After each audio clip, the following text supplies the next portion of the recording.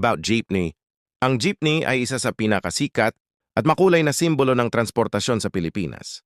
Ito ay hindi lang simpleng sasakyan, isa itong bahagi ng kultura at pang-araw-araw na buhay ng mga Pilipino. Kaya ano ang jeepney? Ang jeepney ay isang uri ng pampublikong sasakyan na ginagamit para maghatid ng mga pasahero sa mga lungsod at probinsya. Kilala ito sa makukulay na disenyo at dekorasyon, mahabang upuan sa magkabilang gilid, bukas na likod kung saan sumasakay ang pasahero, pinagmulan.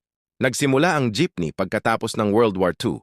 Iniwan ng mga sundalong Amerikano ang mga military jeep at ginawang mas mahaba at mas angkop sa transportasyon ng maraming tao ng mga Pilipino. Dito nabuo ang jeepney, kultura at disenyo.